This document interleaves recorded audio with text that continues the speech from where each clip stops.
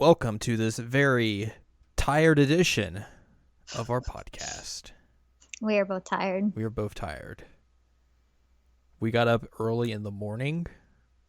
And we're both officially old because we had our birthdays. We're old. It's all bad. Yeah. I just want a nap. Yeah. Welcome to this podcast. We're just going to take a nap. Mm-hmm. It's going to be like an hour of dead air. So we'll check back in with you later at the end of the show. Please, even our naps wouldn't be an hour. We always go beyond that. Welcome to the special 7-hour-long podcast. No, I'm just saying that our podcasts usually aren't even like at an hour. They're longer than that. Oh, yeah, so true. It would be longer dead air. Because it's us. But yeah, we're very tired. So if you hear us like, if some yawns slip in that I don't edit out, that's why. Yep. Anyways, hello, welcome. This is the seasonal anime checkup OVA. It's a podcast where we have conversations about anime, video games, manga, those sorts of things. Mm-hmm. I'm Jared, joined by my incredibly sleepy co-host. That's Anne Ladyem. Hello. And today we're not going to be talking about anything that's sleep related. Unfortunate. Because we would just fall asleep.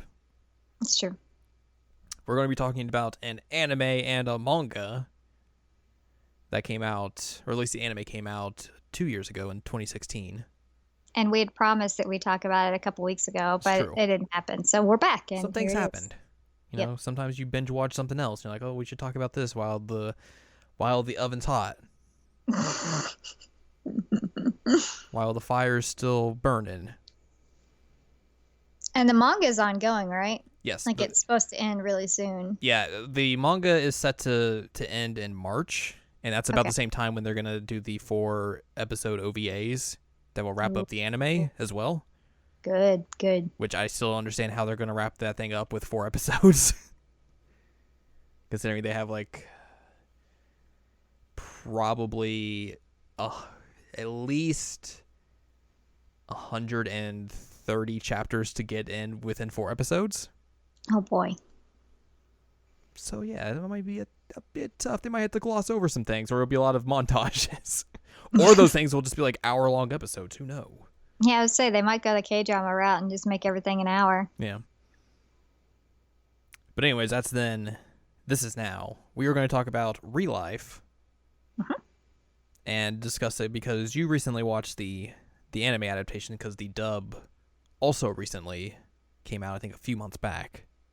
Yeah, I think I started it in October because that's when I started going to the gym. Uh-huh.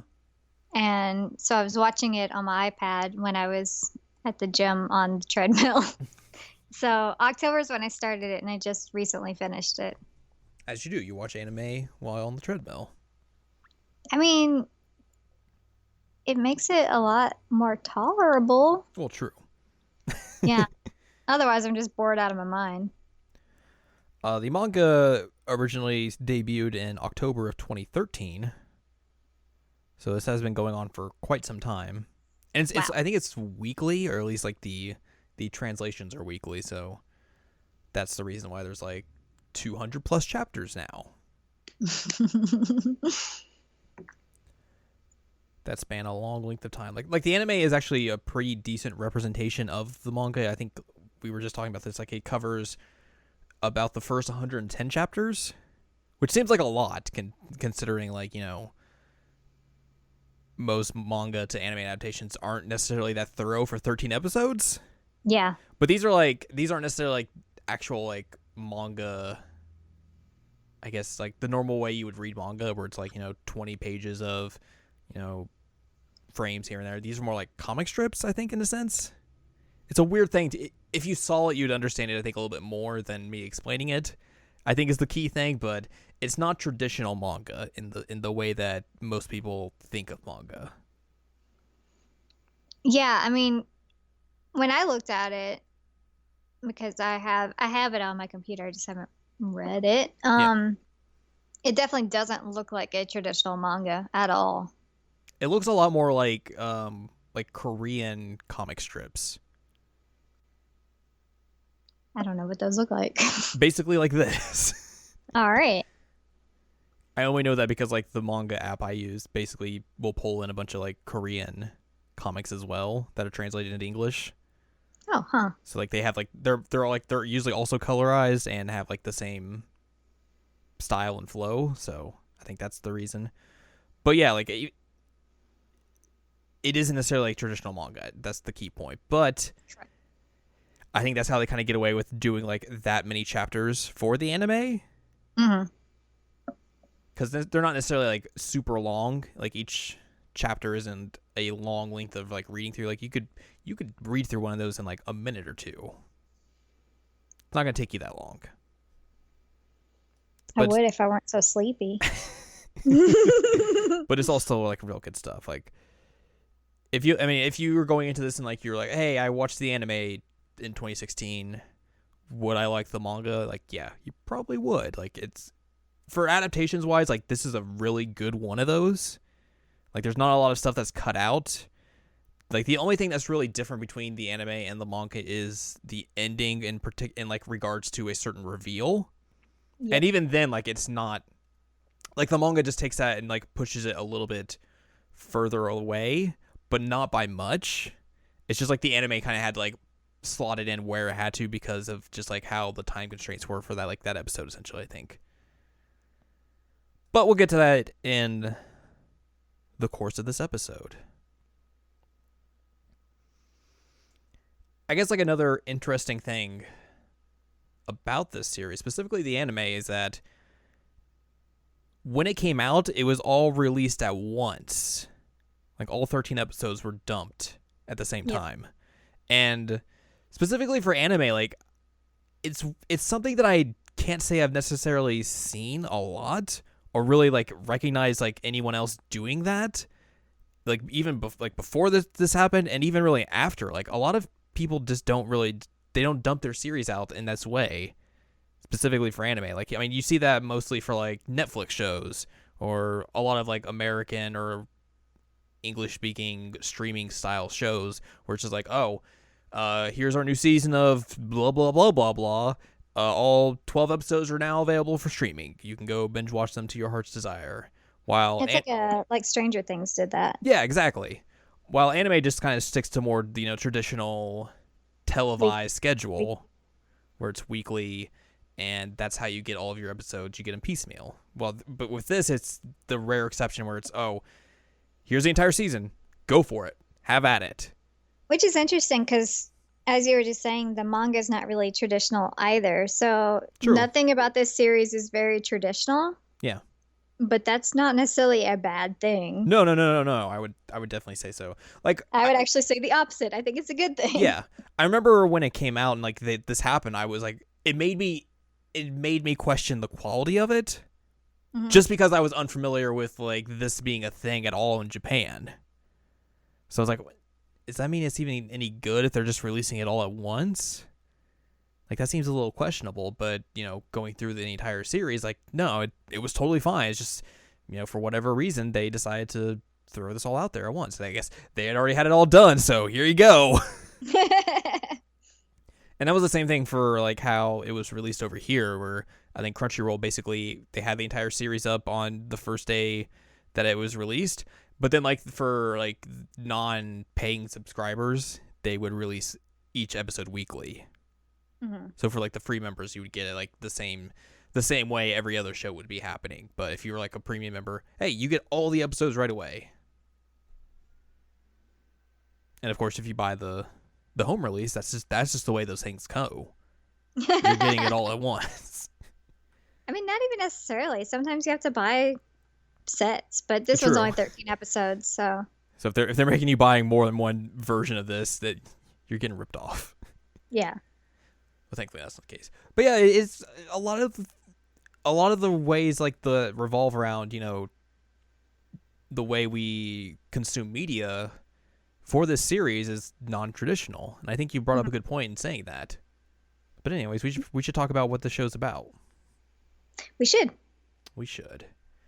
Essentially, the premise is, hey, if you are down on your luck and you're in your late 20s, you're out of college, you're now in your employment section of life, and things aren't going well for you, and maybe you've like lost your job, or you're having trouble like just trying to find a job, or some other issue pertaining to your personality, or yada yada yada. There's this group called ReLIFE, and they will give you the opportunity to take a year, you go back to high school, relive that, and in the hopes of that helping you get out of whatever funk you're in, or helping you overcome whatever sort of problems you might have in a way that will make you a better representative of society. And you are bribed with like a year of all your expenses are paid, and there's a potential of a job at the end. Yes. Which that's a key point. It's a potential of a job at the end. Yeah. But they do put that out there. They're like, all right, you get your expenses and potential of a job. But for somebody who doesn't have a job, you're like, oh, potential. Okay. Yeah. and as we see, like, through the course of the series, like, you know, it's not a guarantee. Yeah. And basically, we kind of follow through with a few core characters. The main character is Arata. He's the main protagonist. He's the character that you were following as he goes through the ReLIFE program after he kind of basically left his job after college after 3 months, and then is now just kind of going unemployable. Yeah, unemployable, and also just like scraping by with part-time jobs here and there because he can't necessarily pass a job interview for some reason. Also worth mentioning, he has a graduate degree in something. Yeah. It's a weird thing we were mentioning before we went on air. Is just they mentioned that, like, oh, you went to college, tried to go out and find a job, didn't necessarily find something you liked, went back and got a graduate's degree, and then went back into the employment field. But they never mentioned exactly like what he went for, which is strange. And also just because, like, when he goes back to high school, like, there's never like any subject or anything that he seems to excel at, which makes it all the more suspect. He just forgot everything. It is weird. No, it's just bizarre to me because, like, I'm trying to remember. I had my graduate degree at 25. Yes, at 25. And some of you may or may not know, but I have a master's in public history. Mm-hmm. So to me, like, he's 27, he has a graduate degree in something, but he doesn't seem to excel in anything. Like, what did you get this degree in? Like, what are you good at? It's like the biggest mystery of this show for me. Like, it's literally something that I cannot stop thinking about since I started watching the show. Like, he mentions it a few times, like, oh, I have a graduate degree. It's like, what is it in? What do you want to do? No one knows.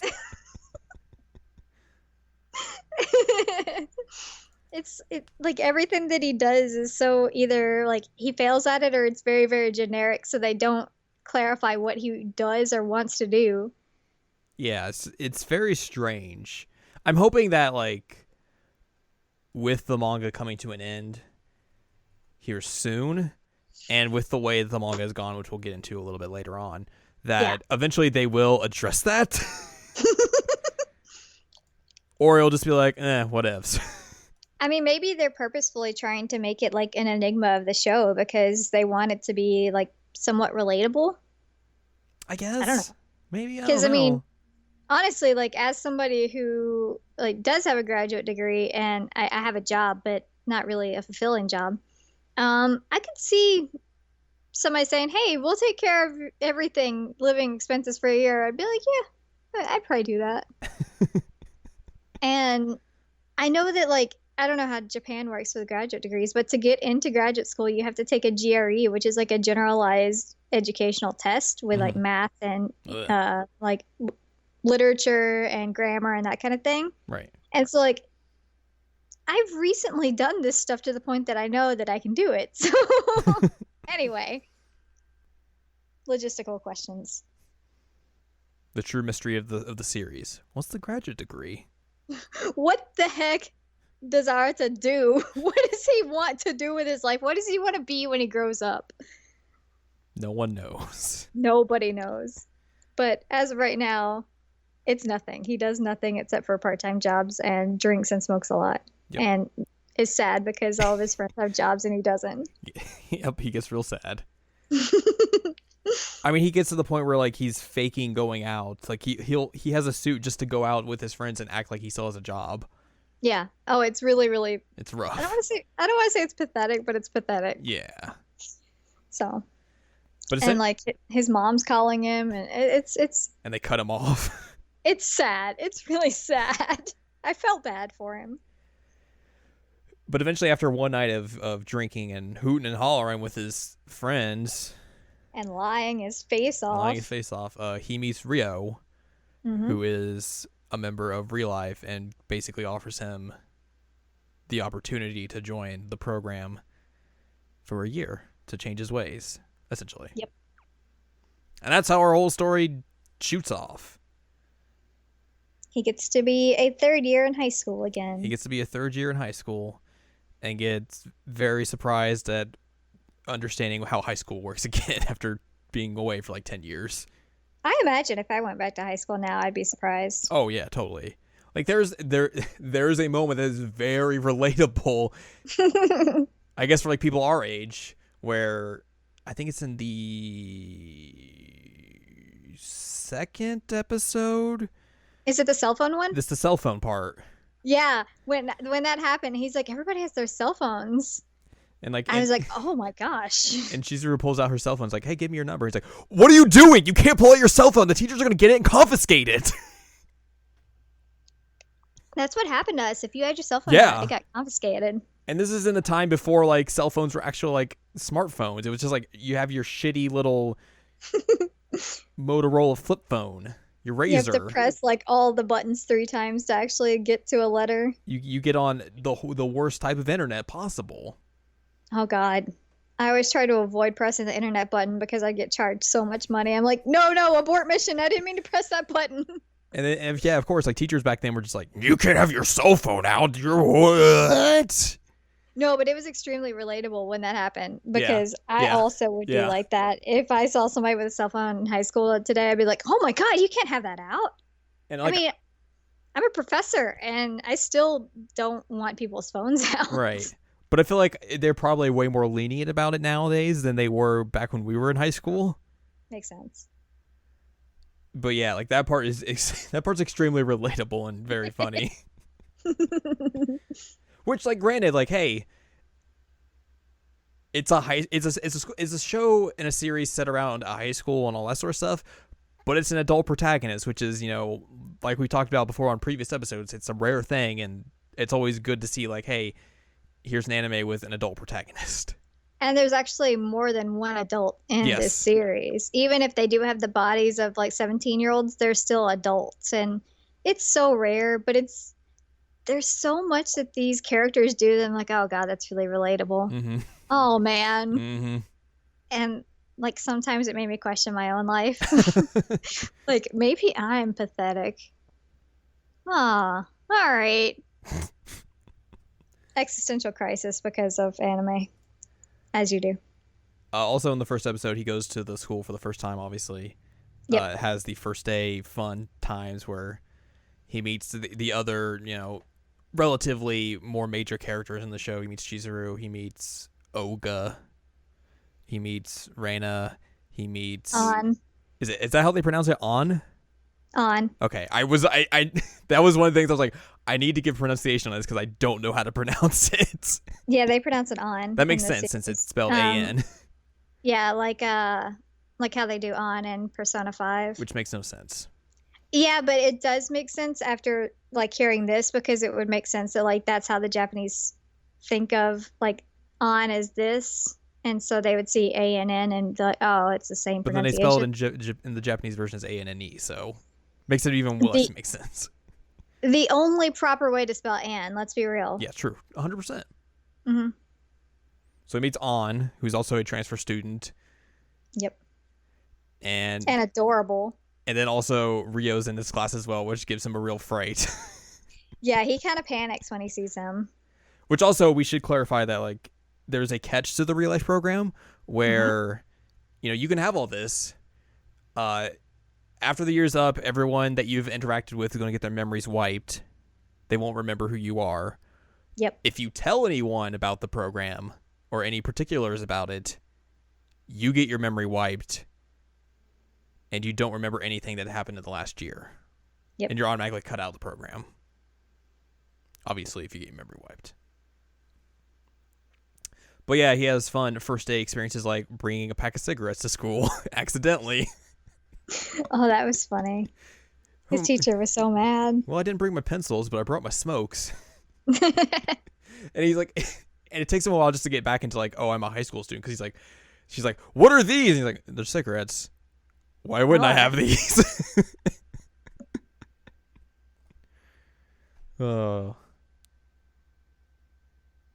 Don't goof like that. Don't bring cigarettes to school. You'll get caught. Also, just don't have cigarettes in general. That's true. Yeah, they're gross. Blech. Blech. But that's essentially the first episode. It gives you kind of like an idea of what the show's going to be about. I think that they start the exams in this one because the second episode talks more about the exams, but I think they start like the exam to see like aptitude at this point. Because if he meets up with Chizuru and has that discussion about the cell phones, that's at the end of that day. So, because he has to go to the staff office to get yelled at for the cigarettes. Yep. Which leads us to episode 2. Yep. The Deuce. Don't say that. The Deuce. No, don't say that. Episode 2. Duh is fine. Duh. Which essentially, like we said, is kind of like the extension of that first day where, they have the exams. Well, it's kind of like after the exams and all that sort of stuff.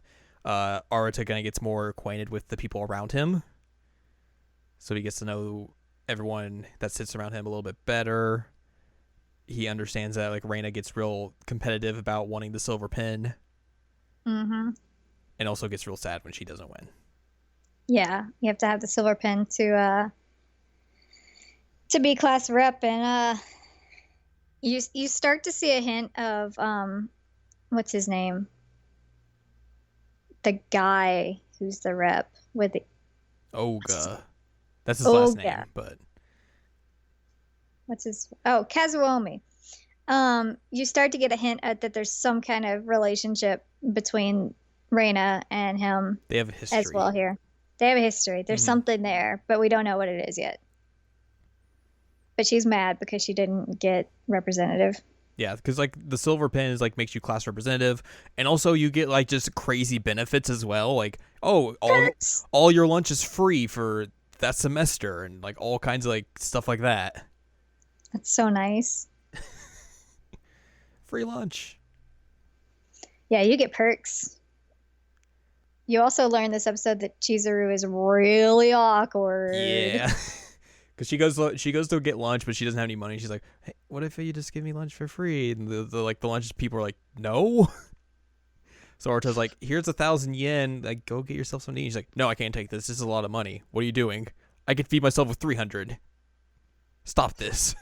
And he's like, "What? Just take the money, please. You're fine." It's so awkward. And then afterwards, like, he has to go to the staff office, like we said, because he got in trouble with the cigarettes, gets reprimanded by their homeroom teacher, and then meets her outside of, like, the staff office, essentially. And that's where they kind of, like, chit-chat afterwards. And they do the cell phone thing, and he's basically like, you don't really aren't good at communicating with people, are you? And also he learns of her fantastic smiling ability. Oh, boy. Oh, boy. Her smiles they're creepy. She tries, but she can't she can't smile like forcefully. Yeah, it's horrific. Is this the episode where we also find out that like the teacher is younger than Arata is? Yeah. Okay. Because she's like 25 and he's 27. He's like, oh, that's cute, but obviously can't say that. Can't say that. Yeah, Chizuru is so awkward, and I say that as somebody who literally has such anxiety. But she tries and gets a friend out of Arata here. She does. I thought it was really, really cool that they exchange their phone numbers at this point, and you get to learn about her wonderful texting skills soon. And her fantastic line sticker usage. Yeah, I'm sad that they didn't translate everything on the texting. But that's a thing that I've learned about like most Asian media is they just never want to translate the written text. I'm like, I can't read this. Well, if I got something for you, it's the manga because they translate all of that. Yay. So that leads us to the third episode. Which I love the title of this. You're old now. You're old now.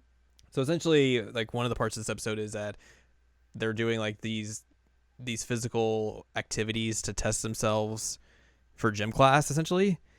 And one of the things that Rio has to tell Arta is that like, hey, the only thing that pill does is change your appearance to make you look younger. Your body is still the same you as it has been. You're still 27 in that body. And given that he smokes and drinks and doesn't do much, he's out of shape. He's a little out of shape. So basically, I assume this is like the Japanese equivalent of like our presidential fitness. Is that what this is? Probably, yeah. Because they're like going against like the national averages and stuff like that for like throw this ball some way.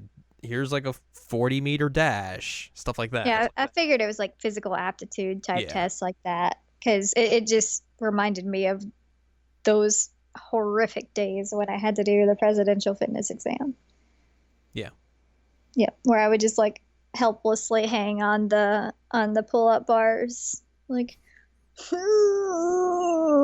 can never do a pull-up, so yeah, I couldn't either.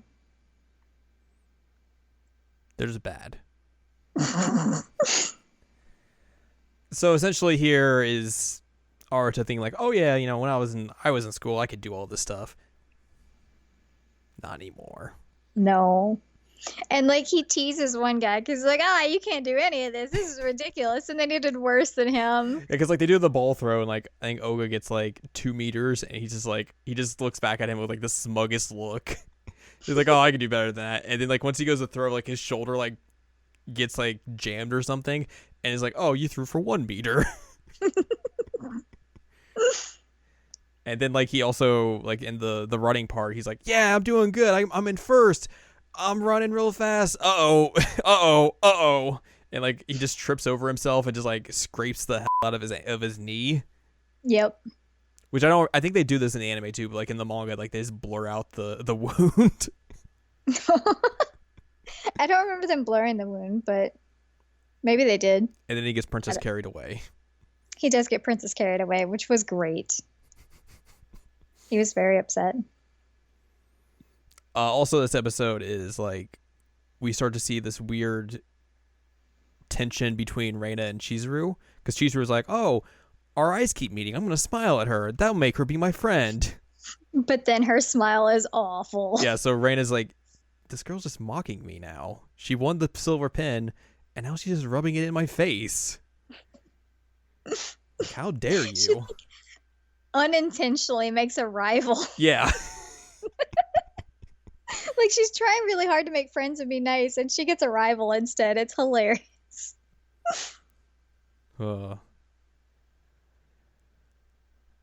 I don't... Awkwardness. I don't remember anything else that happens in the episode. At least in the last series of events. Yeah, I don't remember either. I mean, obviously there's more because that would only take up like 2 seconds, but... Only 2 seconds. That's it. That's the episode. It's only 2 seconds long. Ow, my body. Creepy smile. The end. The next episode is kind of where things start to break down. Pop off. That's also a key word. Chizuru continues her effort to make Reina her friend with smiling. Bad idea. No, don't do that. This episode is basically like their tension comes to a head. Like, Chizuru doesn't know that this is happening, but Reina is like, all right, I'm done. Yeah. And like that's essentially what this episode is just Reina being done and taking matters into her own hands. And really it's also an episode where we kind of learn more about like why Reina is so, I guess, jealous and driven and sees like sees Chizuru's arrival and also her friend, what's her face? Let me scroll or look at this other page here. Honoka as a rival. Well, like Chizuru is her academic rival. Honoka is her like athletic rival. And then you find out that she has feelings for what's his face. Yeah. So that's part of why she wanted to be the representative, is so that she could be with him. And Chizuru took it away from her. Essentially, Reina is very stubborn, which you learn throughout the course of the series, essentially. And she doesn't, like, especially right here, she doesn't have a lot of, like, confidence in herself. Hashtag relatable, stubborn, lack of confidence, social anxiety. I got this. So really that just, like, that brings this tension between Reina and Chizuru up to, like, just a boiling point where, well, on Reina's side, Chizuru is, like, just completely oblivious to all of this. Yeah, she has no idea that any of this is happening. Like, she keeps trying to smile at her because she's like, oh, yeah, this is working. And I think at one point she texts Arta, like, I think I'm really starting to get, I'm really getting to her. Like, we're going to be friends. He's just like, I'm not really seeing it, but okay. You're trying. You're doing all right. And then, of course, like, this comes to a head at the end of the episode where, like, all three of them are at school late at night for various reasons. Reina sees that Chizuru's in the staff room getting help, and she sees that her bag's still, like, outside of the staff room, and she decides she's going to take it and just to try and, like, mess with her. Do something like that. Yeah, as you do, obviously. And, like, once she's going down the stairs, like, she meets up with Arata, and he's like, oh, hey, what are you doing here so late? I was in the self-study room because I've been failing all these tests and have to keep retaking them. Do you know where I returned this key? And she's like, I gotta go. I can't be here. And, like, as soon as, like, she starts, like, walking by him, he sees the green bag, which he knows is Chizuru's, and he's like, wait just a ding-dong minute. A ding-dong minute. That's not your bag. Excuse you. So he kind of figures out what's happening. And he's like, no. Yeah, and then she, like, tries to get away again, but they're on, like, the steps while they're, like, struggling with each other. And then they both fall down the steps. And that's how we end the episode. That's how you end the episode. Down the stairs. Which, thankfully, the next episode picks up right where we leave off. Yeah, it helps, because especially when you watch them in a row, which is good, like, that's how they were released, and that's how I watched it. It wasn't, like, a whole lot of tension of, like, what's gonna happen? It's like, yeah, they fell down the stairs. Here we go. Here's the conclusion of that story. Which, essentially, they wake up in the infirmary. It's Arata and Reina. Mm-hmm. They had both been, like, knocked out for, like, a little bit. It's funny in the manga, like, the nurse is like, yeah, you fell down the stairs, you lost consciousness. Also, you suffered a small concussion. It's like, how do you know that? I'm glad you have, like, an MRI machine in your nurse station here that you can just, like, detect concussions out of the blue. I mean, that's convenient. Yeah, clearly. I wish that, like, my school nurse had been like that. I wish that my, like, university doctor was like that. They don't have any of that stuff. So yeah, he wakes up before she does, and then like the nurse is like, "Hey, Chizuru found you guys, got us all aware of it. We brought you here, and then also she brought you guys' bags, so you can go home whenever." And then he notices, "Hey, the green bag's gone." So yeah, it was Chizuru's. Yep. And he kind of sits there and waits for Reina to wake up, just to be like, to make sure A, she's okay, and then B, be like, "Yo, dude, what the f-? A little bit of lecturing. A little bit of lecturing. Yeah. Yes, hi, like, hello. I'm a 17-year-old giving you a lecture, clearly. He's the adult one with the smokes that can give lectures. It's true. That's kind of like becomes a thing that he just does, where like he becomes like the super lecturer for like all these high school kids whenever like they have problems and stuff. He's like, time to give unsolicited advice. So he basically kind of like pokes and prods at her and be like, why are you doing this? Like, what's going on between you two? Because he's obviously not like super aware because she's bottling this all up and everything. Right. And he's like, he basically gives her this huge lecture of being like, hey, you know, if you go down this road, there's not much coming back from it. Like, you're not going to be pleased with yourself. If you end up beating her, it's not going to feel as rewarding as if you'd done this like the way you had been going. Like, you've been working hard all this time. Like, don't go and screw it up just for the sake of like jealousy and dumb stuff like that. And she starts kind of freaking out at him, like, why are you lecturing me? You're 17 years old. Stop that. And he's like, anyway. You also get like a little bit of insight into what happened at his previous job. Yeah. But you don't get the full story yet. Just like little peek into it. Which I think like that's something this series does really well, is that like it will tease you with like certain plot elements, but not give you the full story until like, hey, you're ready for it. Yeah, because this one's actually really, really intense. And like they imply at this point, like, oh, there was a situation at his work with bullying. Yeah. But you don't know the extent of it. Yeah. And like once you get to the point where you do know the extent of it, you're like, oh, this makes sense why he was so adamant at this point of giving her the lecture. But we're not there yet. We'll get there eventually. Yep. So a little bit of teases here. So essentially, yeah, he gives her like his 2 cents about this whole thing, and then he kind of leaves her there and goes home, or at least attempts to. But he finds Chizuru like waiting at the gate, and she's like, "Why did Reina have my bag? That's weird, right? Like, I thought we were friends. Why would she do that?" And like he kind of tries to cover for her at first, and he's like, "Oh, I think she thought she was gonna leave it. She was gonna return it to you or something." Ha ha ha.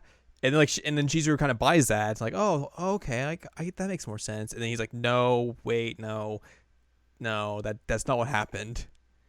She basically took it from you. She was gonna mess with you." And she's like, "What? Why? What? That doesn't make any sense."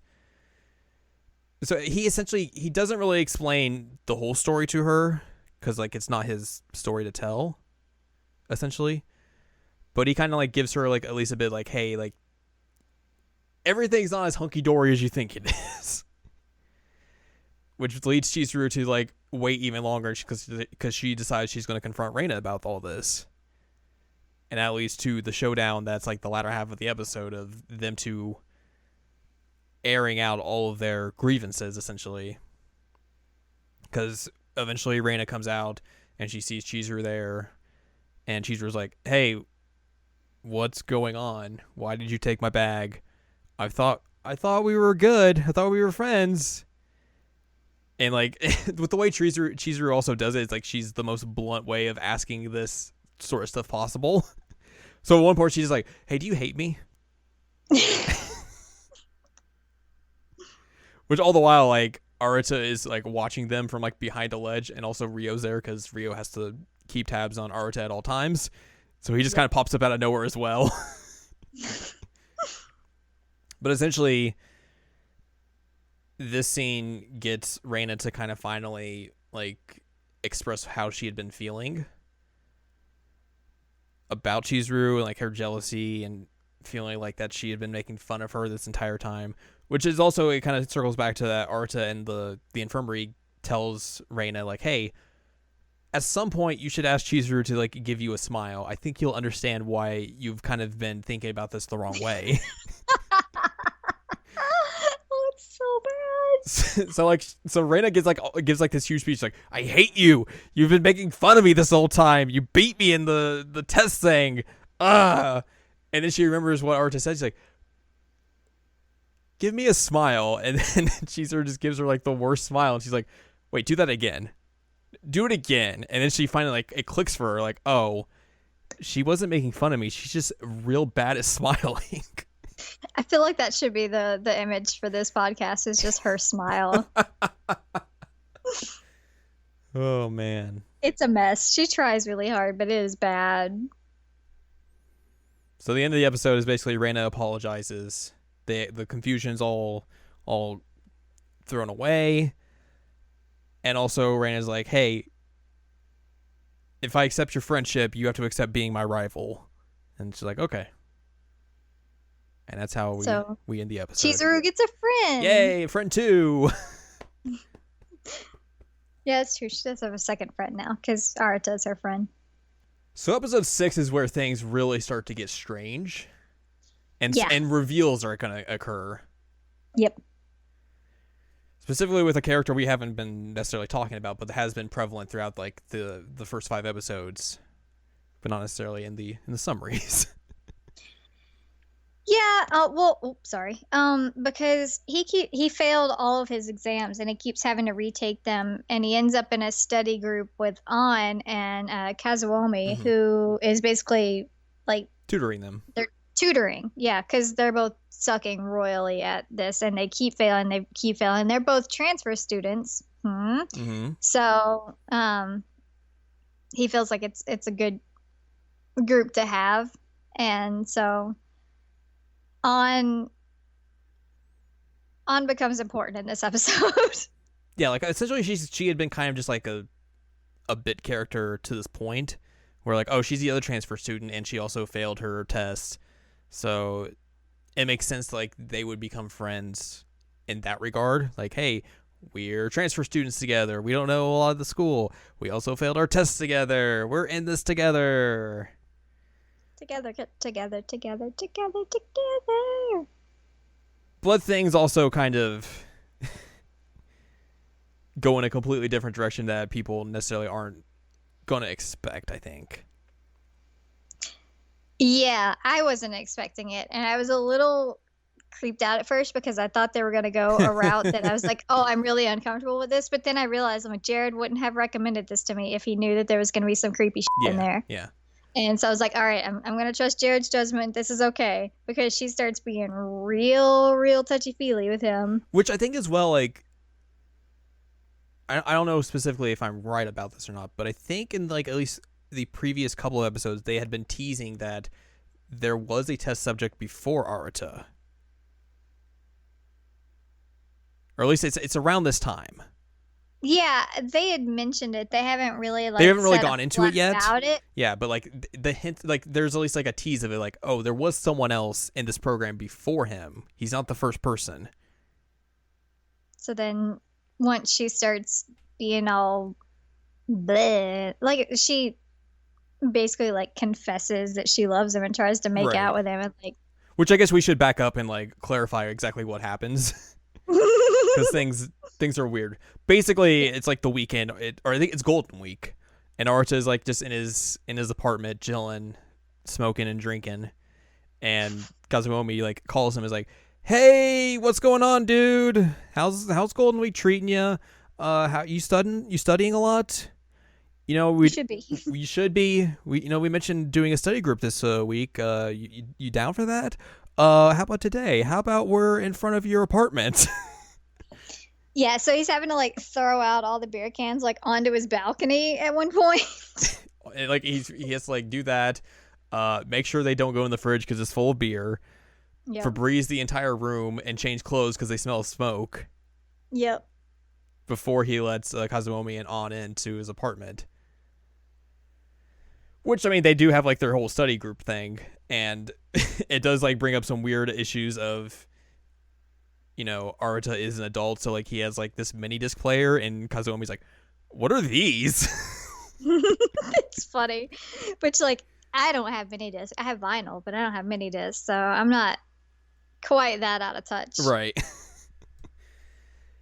So he has to kind of come up with an excuse for that, and then at one point while they're studying, Anne takes his calendar, which has like all this stuff of like, oh, interview this day, get my CV ready for this date.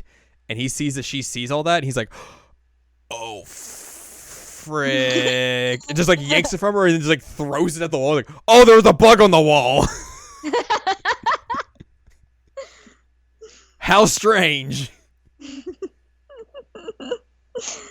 Convenient that a bug appears right now, and I have to use this item to kill it.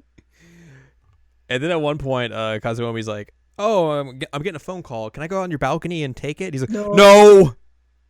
Dirty clothes are out there. Just take it in here. It's fine. Don't worry. So eventually he gets called off to his own, like, his part-time job. And then he's like, oh, I'll just leave Anne with you. It'll be fine. Don't worry. Y'all both need to study. You both need to study. It'll be okay. Don't worry.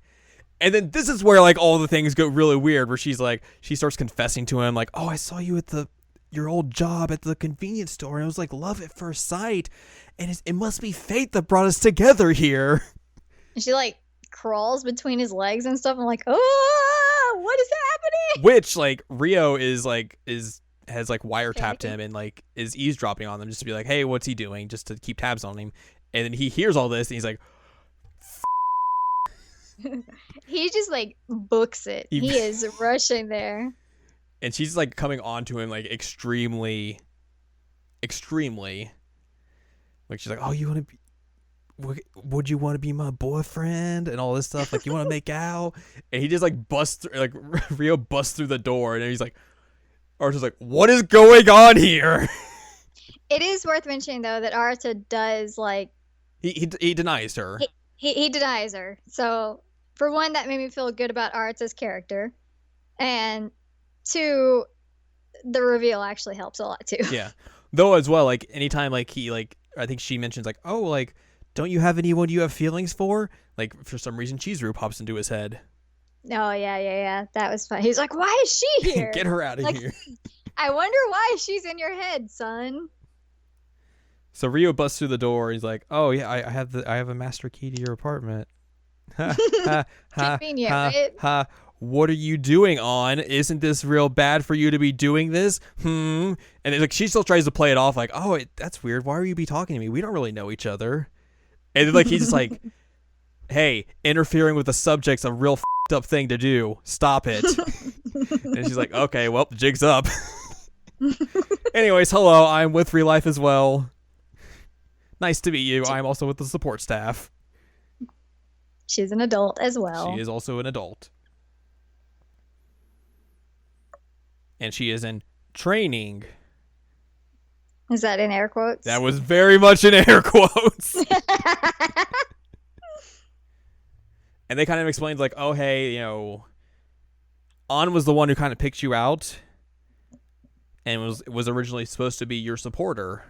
But then, you know, for whatever reason, something changed, and Rio becomes the supporter because Anne wasn't necessarily ready to be a supporter, so she's going to go through another year of training.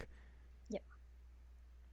And then I think at the end of the episode, like they apologize to him for causing all this, and then leave, and then like Rio like has like this monologue of being like, "Well, half that was true, half of that was a lie."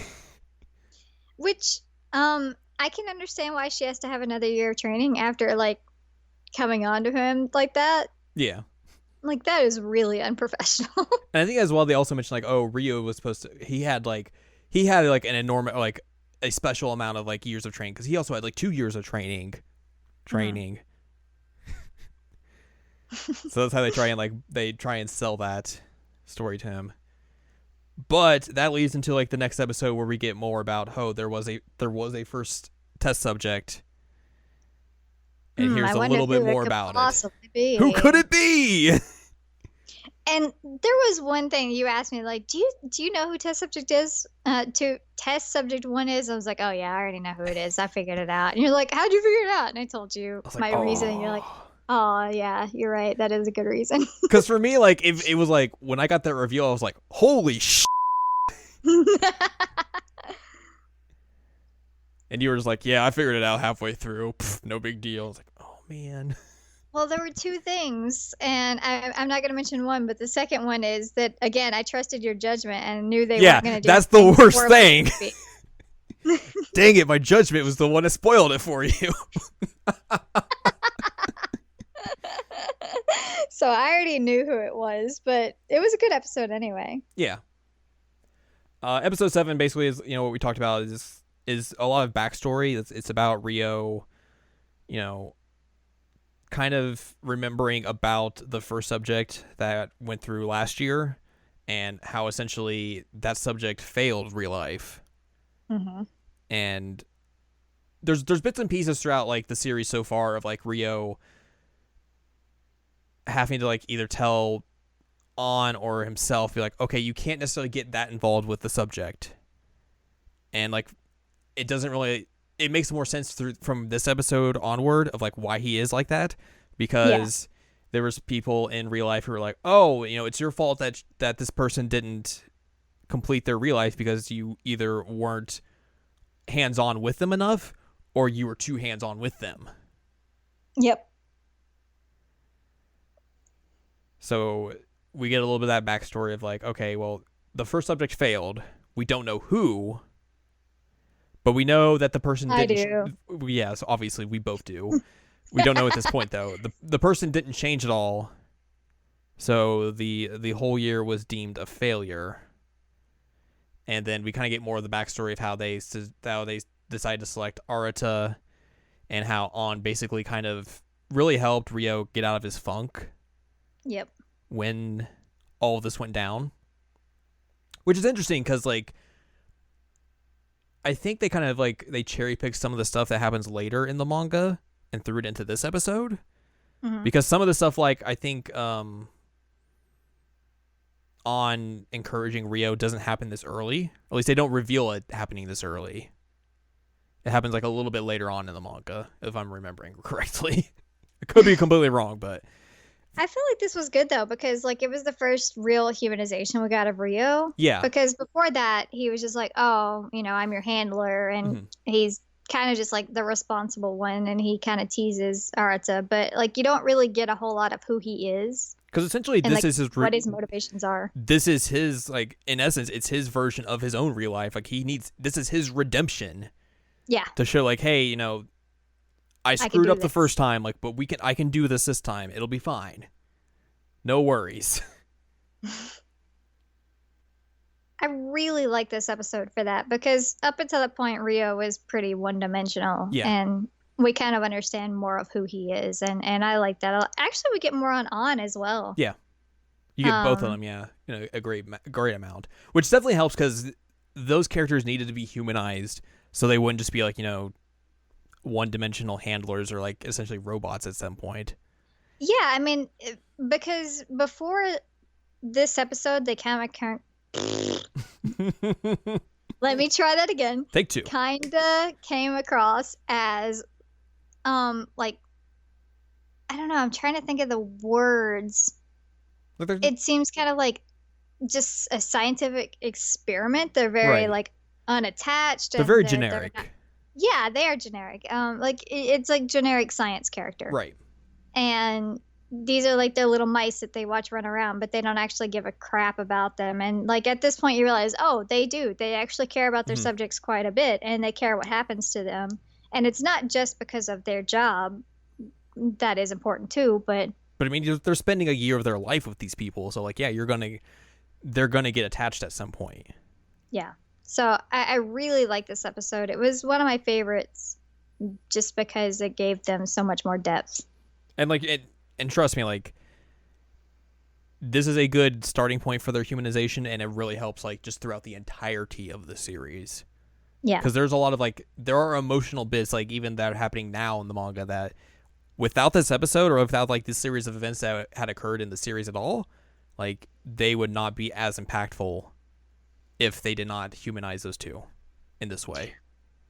Also, I don't remember if it was this episode or the previous episode, but Anne also reveals that she's been like purposefully failing her exams just to spend time with him. Yeah, and like she's like, oh, well, Rio's been basically kind of been like, oh, you shouldn't be doing this. You're getting too involved. Dee.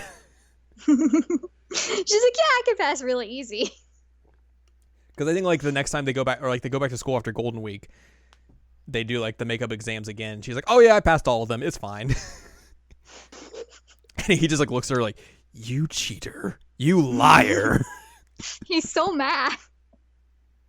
Which, I mean, fair. She did lie for a significant portion of time about whether or not she was actually good at this. That's true. Yeah.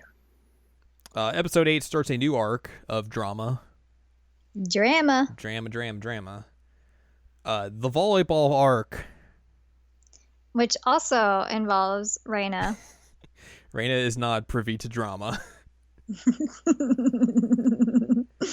So essentially, like, Arata is again in more makeup tests. He has more of them because these are like midterms he had to make up. And also, Honoka is there because she also isn't that great at taking tests, but she's she's the ace of the volleyball team. She's very athletic and all that sort of stuff, but she still has to go through all the stuff, all these like makeup tests because they don't grant her exemptions or anything like that. So those two kind of become acquainted with each other. I guess that would be the way to describe it, through doing the makeup tests together. Yeah, this is when you start learning more about her. Mm-hmm.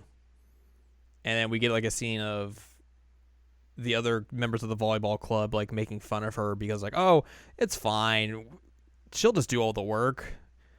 She's the one that's gifted here. We don't have to do that much. And then like Reina like overhears them and like just tears them up because Reina and Hanukkah are really good friends and all that sort of stuff. And they're besties. Yeah. And eventually it gets to the point where like Hanukkah is really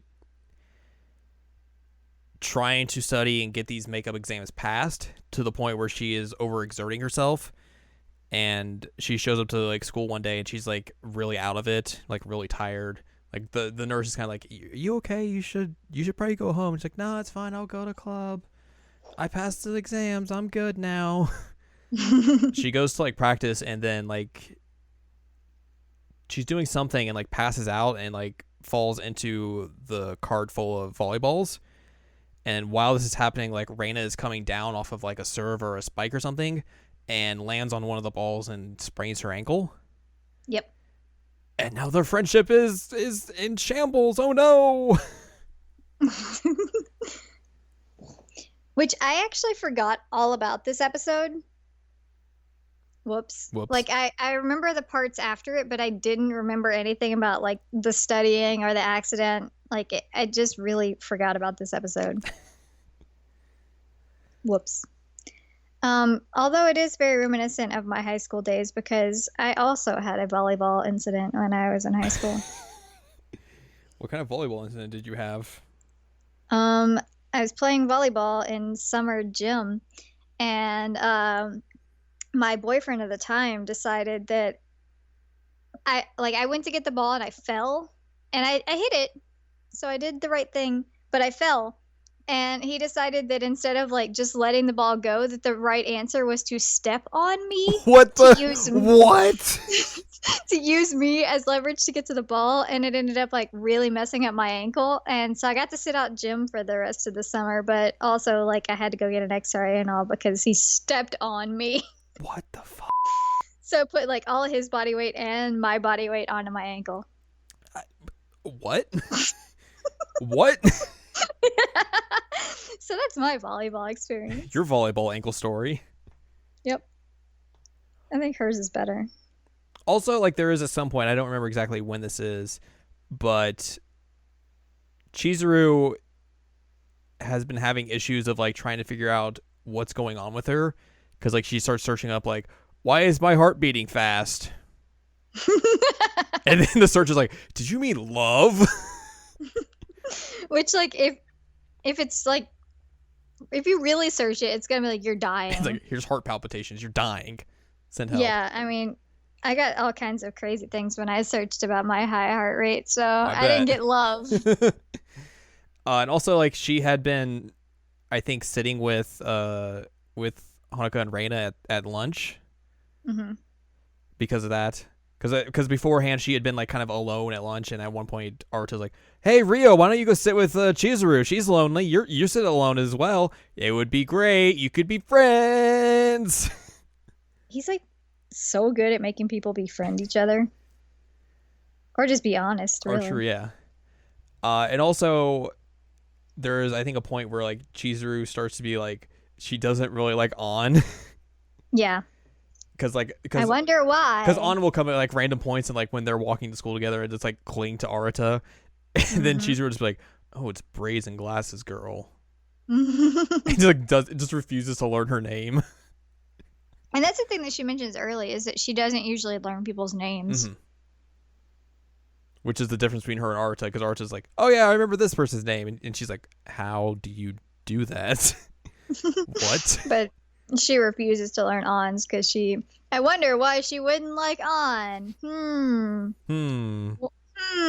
Might it have to be with that high heart rate? It's true.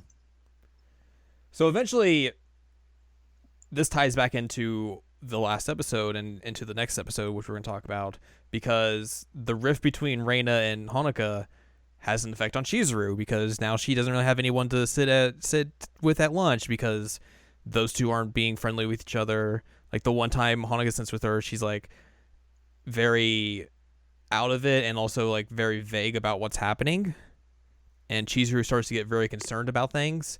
And like Arta as well kind of like starts to pick up on like, something's wrong here. Like these, I don't know exactly what's happening, but something's happening.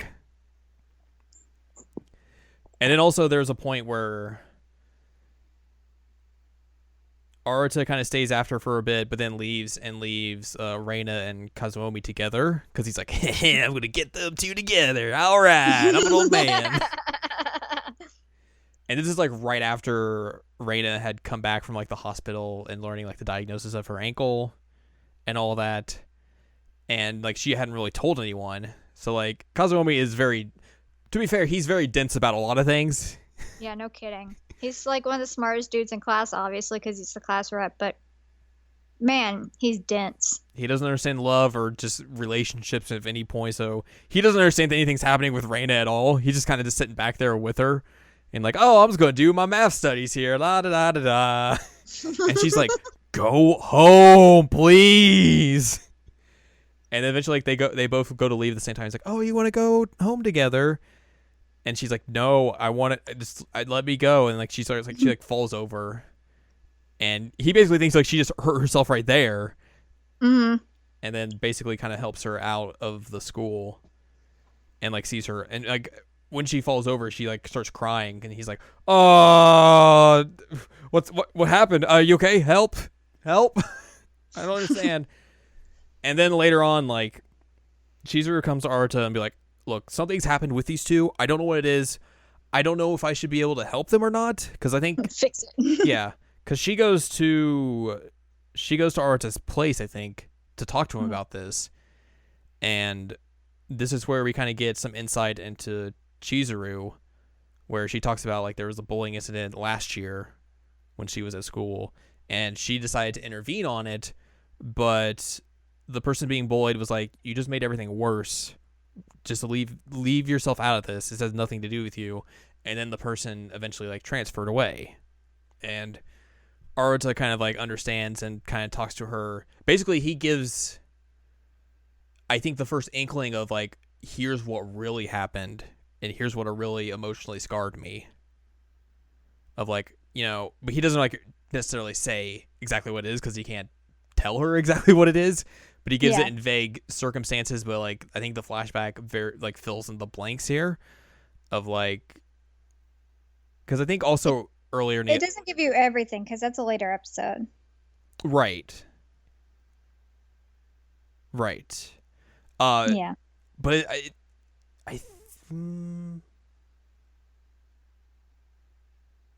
can't remember if this episode or if it's the episode we're going to talk about in a little bit, where like you see the first inkling of him like go like to his throat and like get really upset and uncomfortable.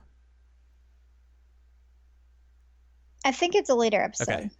But basically, this is the first inkling he kind of tries to tell like of what really happened to him, and obviously it's not exactly everything, but once again, it's a little bit more of like, here's what really happened.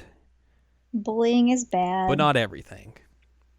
But eventually, to tie everything back together, Chizuru and Arata go to Honoka and basically like, hey, let's talk, let's sit down, let's figure out a way to get everything sorted out. So like they go to the volleyball club, sit down with Honoka, and then like her two friends come up, or like they go basically just like, hey, where's she at? We should go home. And they overhear her talking about like, thinking that, everything's her mistake, that she's like sad about everything. She has like all this like weight and pressure and everything because she's this athletically gifted person, and it's been this way since middle school and all of that. So like they hear that, and basically they find Reina and Kazuomi and they bring them to the gym, and basically like, hey, you're going to sit down and listen to this, and hopefully this fixes everything. Which basically that leads to the next the episode. end of the volleyball arc. The end of the volleyball arc, correct. Where I think basically kind of a lot more like we go into more detail like, oh, Honoka's like, hey, this is why I came to the school, like, because it's briefly mentioned, I think, a few episodes back, like, Arata's like, why did you come to this school instead of, like, go to, like, a school where it's, like, actual sports related, where you'd actually have, like, you know, better teammates and everything and all that. And like, she kind of skirts around the answers, like, oh, my friends came here, that's why. But here she basically gives the details of, like, when I was in middle school, like, everyone just basically thought, you know, I was this gifted person, so, like, they just automatically thought I would just cruise them to victory, and no one really gave a crap about me. No one cared if I scored or not. Everyone else had fun while I was just like ostracized and filled with like dread and gloom about even going there. And then also we get like more backstory about Chizuru and how like she talks about going from like school to school to school to school and having to like relearn about friendship and everything, and basically doing that so many times, it just like that emotion just dies off in you, and that's why she's kind of the way she is. And eventually, and basically they have their talk, they go to leave, and then like they open the door and everyone's just like sitting out there and they're just like so Reina tries to run away, but Honoka tries to stop her, but isn't really able to. And then we go to like the big volleyball tournament, which is this is the whole crux of the thing, where Reina was supposed to be out up until the tournament, but Reina was like, well, even if I was able to play, I would have like 2 weeks off of like not practicing or anything, so I'm just gonna retire. And that's what she tells the homeroom teacher, and who's also like their club advisor and all that sort of stuff, but she doesn't tell Reina or anything, I think, until that confrontation. And eventually we get to the tournament and everyone's there. Reina suits up at her house, gets into like the jersey and all that stuff, but doesn't leave. But everyone else is at the gymnasium and everything, like about to watch it. So they basically come up with a plan to like get her to go there. So Arata and Chizuru go to her place, which Rio conveniently messages Arata like, here's her address, you should go there. So they run to her place, and basically Chizuru like just almost essentially talks down Reina and be like, stop being so stubborn, people care about you, knock this shit off. Which is like a lot of growth from Chizuru. Yeah. Which helps Reina kind of like get out of her funk, and then basically they get her to the gym in time for like the final set, which the team basically loses, but her and Honoka make up and become friends again, and yada yada yada. Yay! They did lose though. They did lose. Also, the others basically see Rio and Anne together, and like, and this is the point I think where Arata's like, oh, you two are together. You want to date or something?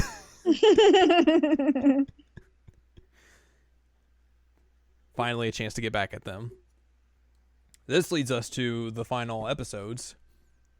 Yep. This one in particular is where we get a lot of... Whew. We get the true Arata backstory unlock. Oh my god. It's a tough episode. Because finally we get addressed of like what has been traumatizing him this entire time, what made him leave his job, and what made him to kind of fall apart afterwards, essentially. And like Rio mentions at one point that Arata has like a really hard time even putting on like ties. Mm-hmm. And I think that's what you were hinting at earlier. Yeah, because there's a moment like in class or something, like he goes to his throat, like he doesn't really touch it, but like you could see like him like kind of like motioning to it, and it makes him deeply uncomfortable. Yep.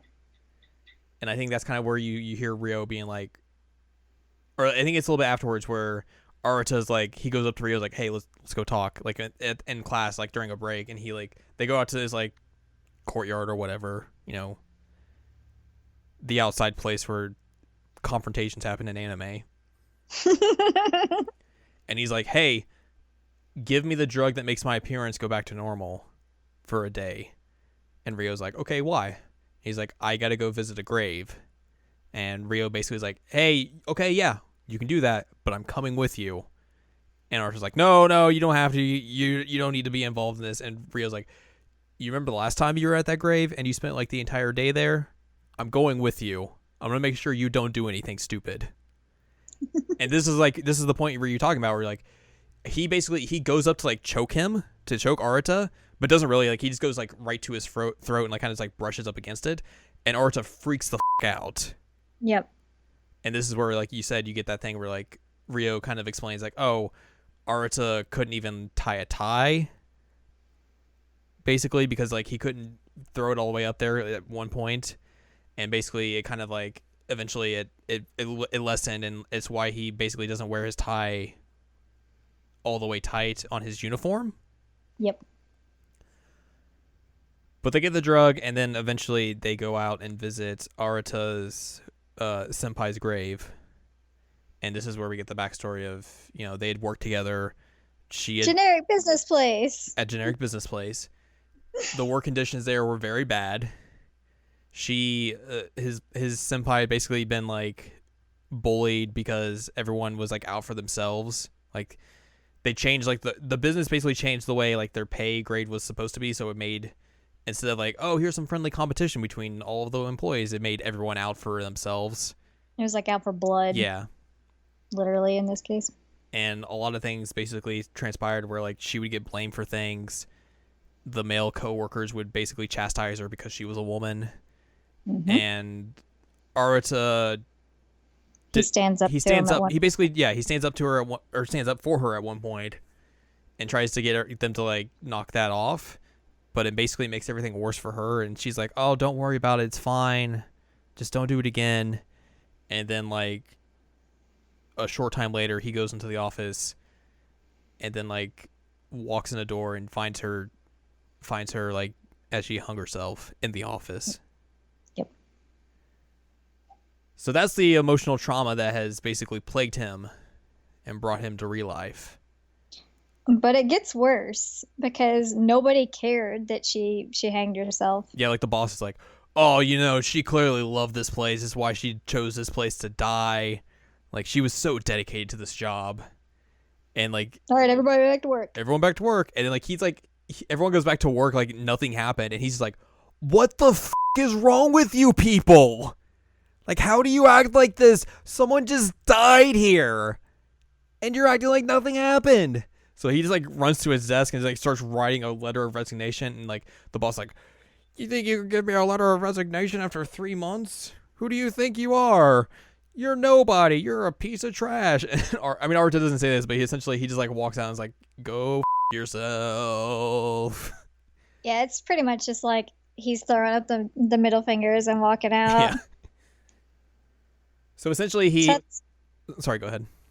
I was going to say, so that is why he's, one, had issues getting a job, is because he has that like 3-month job on his resume that people are like, oh, that's bad. You shouldn't have that. Mm-hmm. And he's also, I'm sure, like, not being able to tie the tie has affected like his appearance for job interviews. Yeah, he mentioned at one point, like, after he had left that job, he had another job interview lined up, and he went to go tie his tie, and basically as soon as he did that, he like started throwing up and had to cancel the job interview. Yep. So it's really, really messed with him, mm-hmm. and he hasn't been able to really recover from that incident. Mm-mm. So, and that's basically why Rio had to come with him, just to be like, hey, make sure he's okay. And also, like, he also does this as like a way to kind of help him, because mm-hmm. you see earlier on, like, he messages On about something, and it never shows exactly what it is, except for like On's like, okay, I'll get right on that, essentially. So like they go to leave, because basically the entire time Art has been there, he'd been like reminiscing about everything that happened. They walk past 2 other people going to the same grave. Show up. Yeah, and they basically like double take, like, "Are you who we think you are? Are you Arata?" And he's like, "Yeah." And it's like these two other people who basically came into the company a year after he left, and they think of him like as like a legendary status. Like it's like, oh, for all the new coming people, like you're an icon to us. You're amazing for what you did. Like the boss keeps calling, like even still continues to refer to you to this day, like, oh, this punk kid who came in 3 months and left and blah blah blah. But what you did for standing up for yourself, for standing up for what you believed in, like it gave us hope. It gave us an opportunity to do something that we might not think was possible with that job. And basically, like, I think they talk about how it helped them move on and get like, or leave that place as well. And they're like, okay, well, you know, obviously you did it. Like, how did it go for you afterwards? And he starts to be like, oh yeah, I found a like, no, nothing good happened. Like, you know, I spent like the last year just trying to find a new job, struggling with it, using part-time jobs here and there, and like it hasn't been easy, but like I think essentially he kind of like comes to the conclusion that like, you know, the year has made him like, it's helped him, it's made him like progress further, change to who he is, which essentially is him kind of talking about like the ReLIFE program. Mm-hmm. But also he kind of comes to an understanding that like, hey, my actions were not in vain, essentially. Like, you know, they had an impact. They had a lasting impression on people who a year later come into the company and had no idea who I was, but they know what I did. They know essentially my legacy at this job now.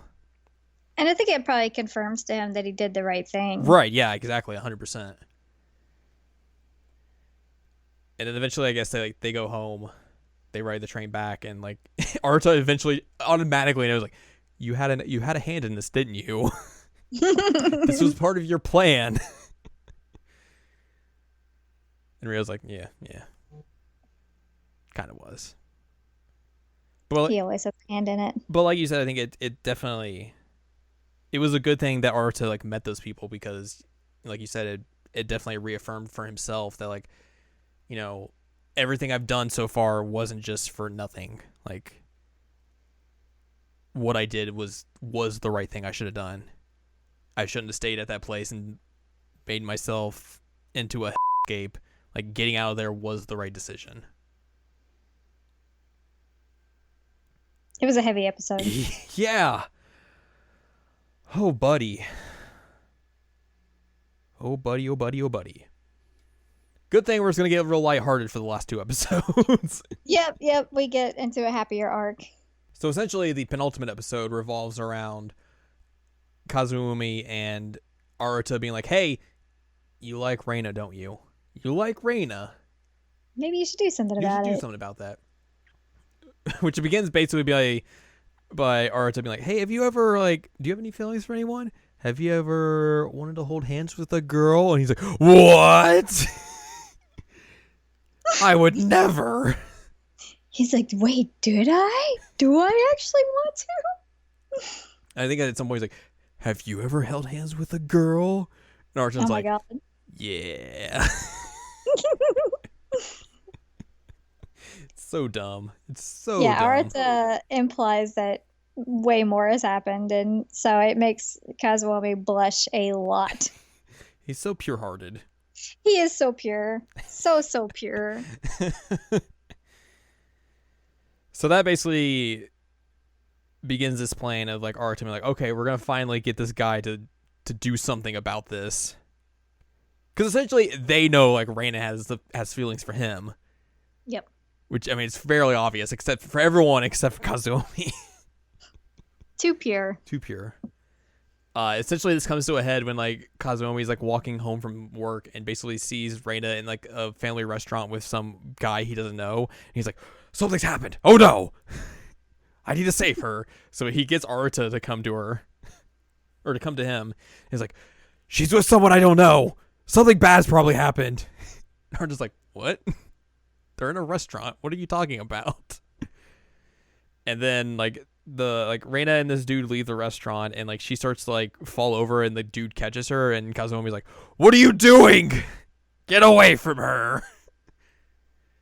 And basically the dude's like, "Oh, is this your friend? She was having heat stroke. I just brought her to this restaurant so she could get a bunch of water." And Kazuma was like, "Oh." And the dude's like, she basically was like, I was like, "Hey, do you want to ride to the station?" And she was like, which granted, yeah. I don't get in the car with strange men. I get on being apprehensive about wanting to get into a car with an old dude. That's fine. That works. Anyways, here you go. Make sure she's safe. Which have your friend. Bye, guys. Which the crux of it is like that dude is the same dude that Arata saw at the cemetery, so he has to go run and hide. I was so confused when he first showed up because I was like, "Wait a minute, I know that guy," but it was the dude from the cemetery. So Arata is like, "Oh crap." So he like runs and hides behind the corner, and then when Kazumi does this thing, like he just leaves. He just like texts him like, "Yeah, it looks like you got this under control. Make sure she gets home, okay? Bye. Peace out." So he walks her home, and then basically that night he's like, "Oh God, I have feelings for her." Because I think he texts Arata and he's like, "What do I do? I like her." It's so funny. This boy is so pure. He doesn't know what to do. And I think after that is like the next day of school, like they have this like meeting of like it's him, Arata, Chizuru, An, and Rio, and it's like, all right, here's how we're gonna get you to confess. Game plan. So they come up with this idea of like, oh, we're gonna invite everyone out to go see the fireworks at the summer festival, and then that's how we're gonna do it. So basically, he invites everyone. He sends the text to Reina, and she's like, "Oh, he's inviting me? Oh!" And then she texts Hanukkah and Chizuru and is like, "Oh my God, he's inviting me to go see the fireworks." And they're like, "Yeah, he invited us too." And then she gets so upset because she thinks that it's just like a group thing and not actually any kind of feelings, but he's just bad at this. And I think this is also like where she's like, all right, this is where I'm going to confess to him. And these points are going to converge on the finale. Which is called confession. I wonder what will happen in confession. So basically, the girls go out to go buy the fancy dress. Yukata, yes, exactly that word. And also, like, Chizuru and Honoka are like giving advice to Reina to figure out a good way to get her and him alone, so they can do this confession thing. And basically, that's the plan for like everyone. It's like, all right, eventually at some point, we need to get these guys alone. They need to do this already.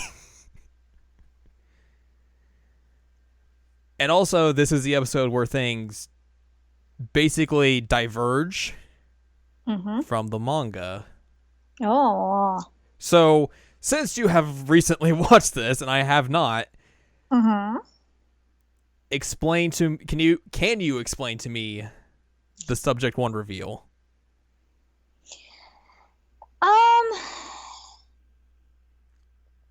I'm trying to remember exactly how they do it because it wasn't.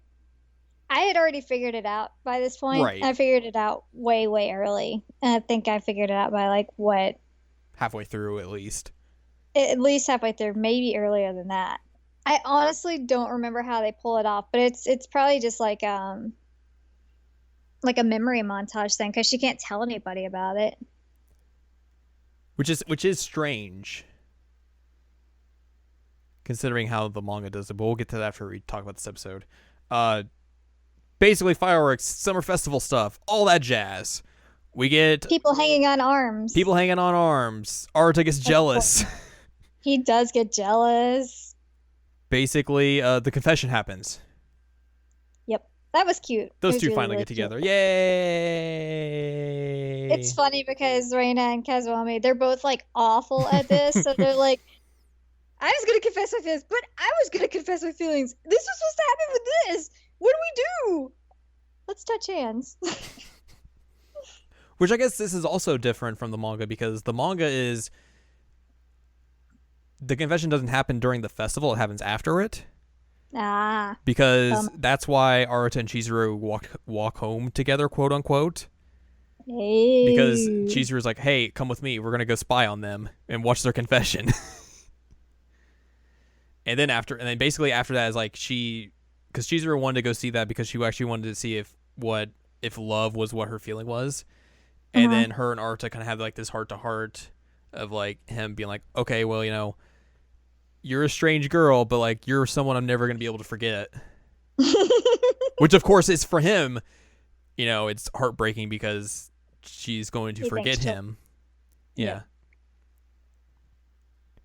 Because after ReLIFE, everyone that he's interacted with will have their memory wiped and all that jazz. And I guess that's where the anime ends, is them having that moment together. Yep.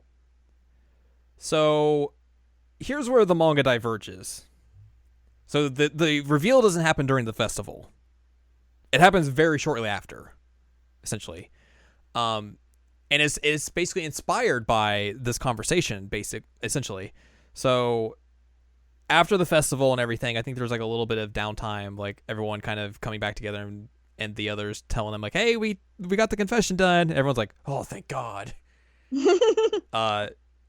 The reason that Chizuru wanted to walk with Rio at the festival is because she wanted to ask him something.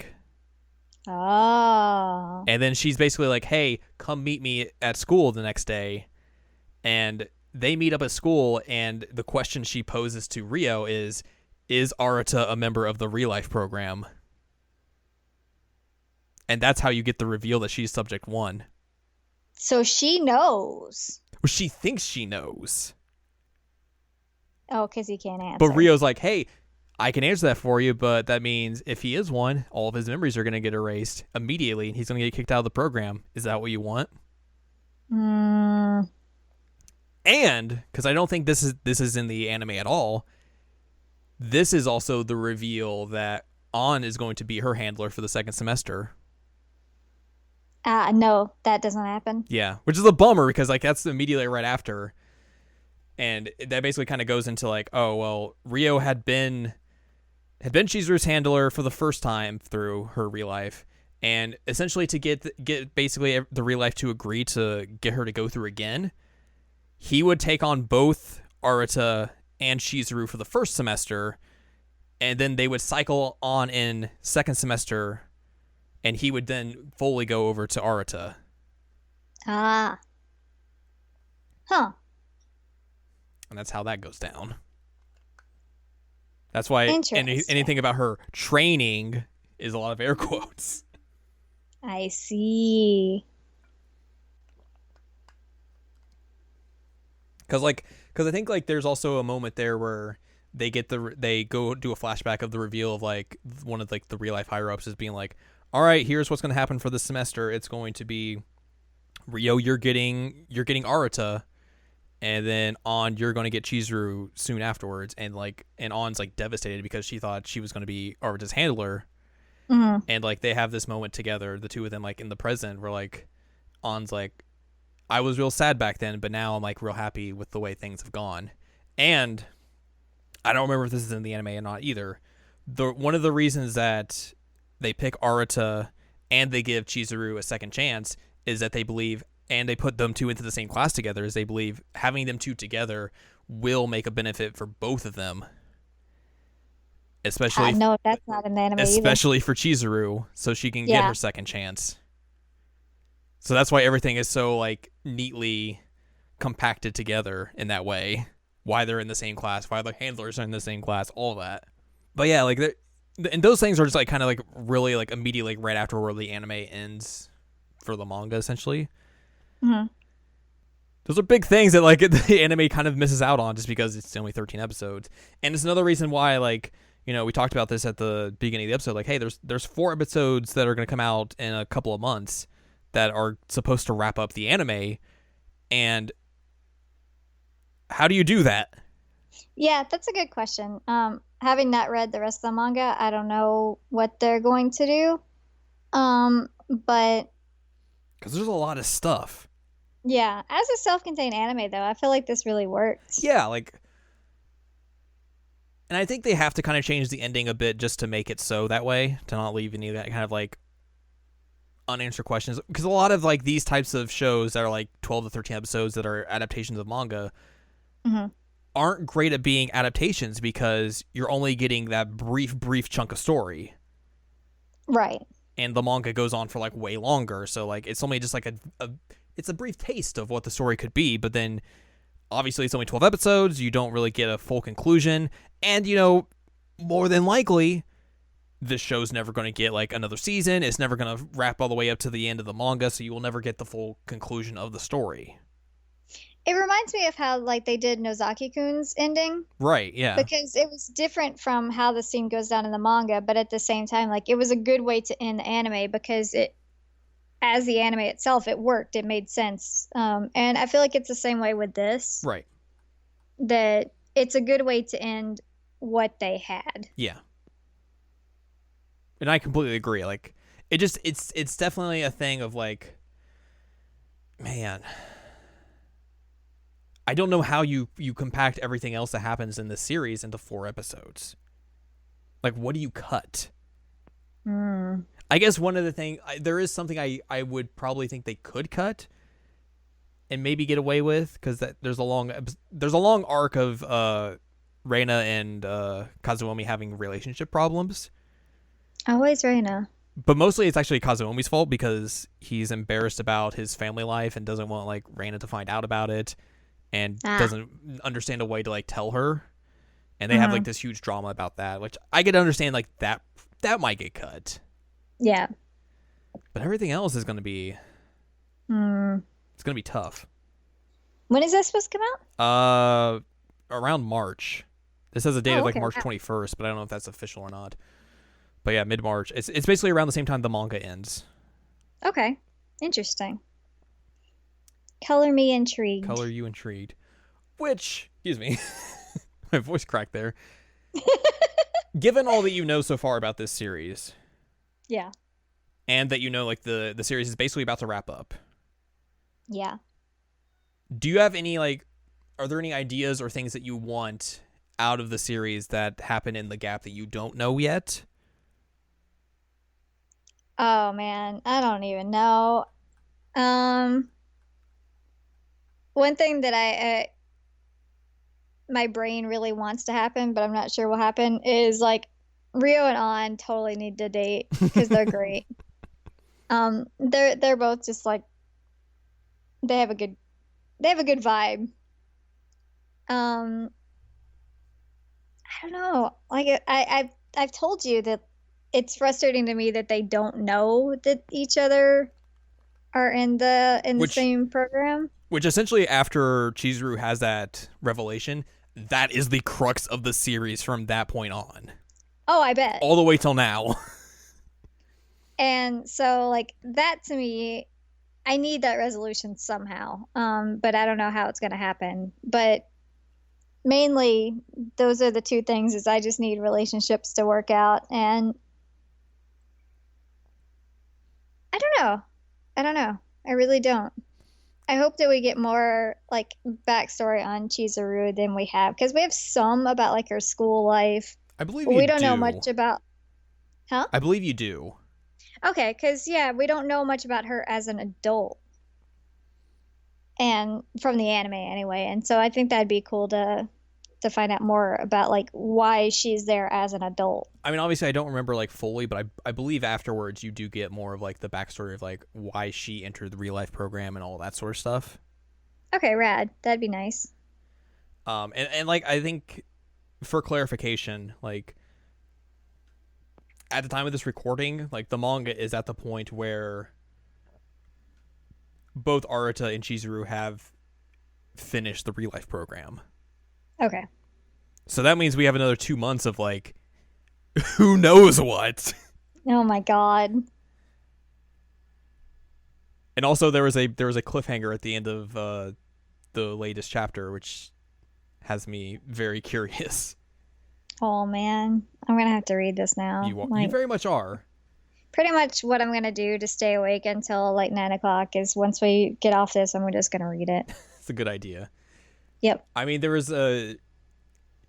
There's specifically a thing that happens around Christmas time in the series that I like legitimately like popped for. Like I got like super excited and I was like fist pumping when it happened. Oh, snap.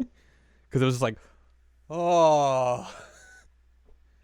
I'm sure I'll be excited too. I just like there are certain things in this that like I think my brain isn't working right now. We've been up since like you've been up since 7 in the morning. I've been up since 6:30. It's an excuse. Can I talk about the dub? Yes, please do. So I don't know. I didn't look it up because I'm a terrible co-host. I didn't look up who the voice actor was, but the guy who plays Arata in the dub is legitimately amazing. Amazing. You just like him because he's Frankenstein in the Code Realized dub as well. Oh, right. Oh, he is perfect. But no, he just like straight up pulls the best sass in the entire universe. Like if you want a sassy voice character in an anime, like hire this guy immediately because he pulls it off. He is fantastic, and he pulls off the kind of like bewildered sense of this because obviously Arts is a little over his head at the beginning and even in the end sometimes. But he just does a phenomenal job. He's just so sassy.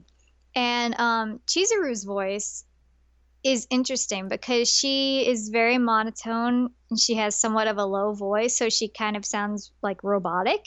And I feel like that's really a good thing for her because it pulls off that awkwardness really, really well. Those are the two that I feel like are really stand out, which is important because they're two of the main characters. Were you aware that the voice actor for Rio is also the Danganronpa anime dub of everyone's favorite face Byakuya Togami? Oh my god, it makes total sense now that you've said it. Oh my god, it makes complete sense.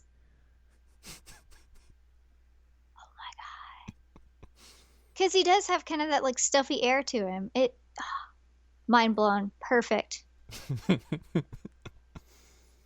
But yeah, like I haven't seen the dub, but you've shown me clips.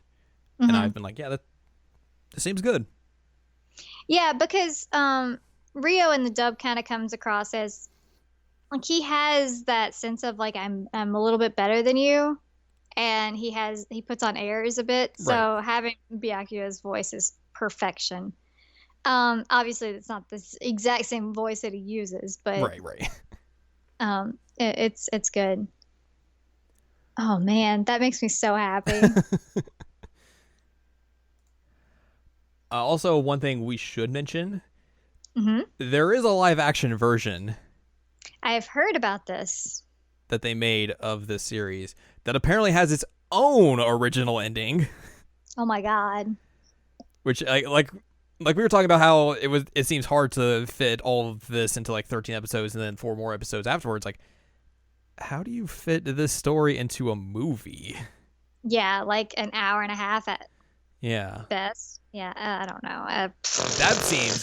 That seems tough. Yeah. But also, like, neither of us have seen it, so like we can't vouch for like the quality of it or if it's any good or if that original ending's any good. But it's out there if you are interested in checking that out. I don't know. I feel the same way about this as I do like Yoga.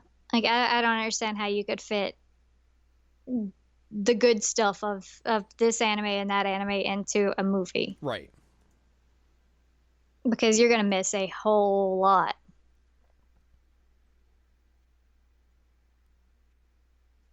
It's one of those things I'll have to check out then. Eventually. Maybe.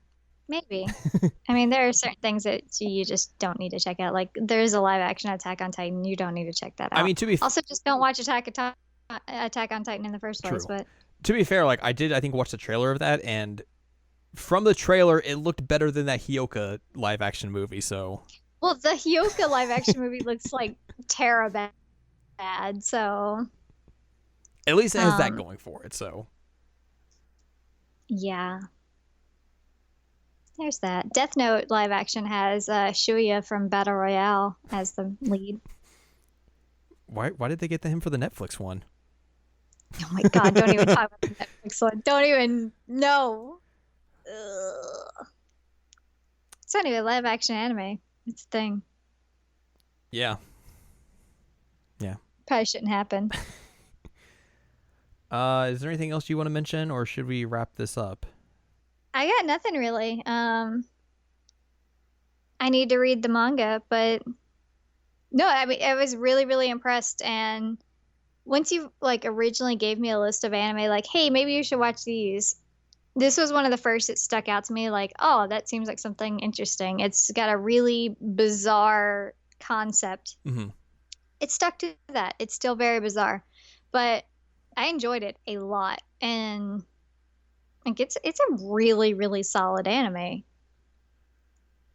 It's very Dub's good too. yeah. I think the key thing is it's like it's surprising in how well it is. It is surprising, and we've mentioned it before. It's so rare that you get an anime with like an adult protagonist, even if he is like in the body of a 17-year-old. It's really, really rare that you get things like worrying about jobs and worrying about like how am I going to pay my rent? Yeah. And I appreciate that kind of thing. And I feel like there need to be more stories like that because watching like, okay, these high schoolers are doing this again, yay! Like sometimes it can get old, but I really appreciate anime that like, hey, you want an adult protag? Here you go. This guy's 27. Like, all right, he's a loser, but I'll take him. I mean, that's a seal of approval if I've ever heard one. Right?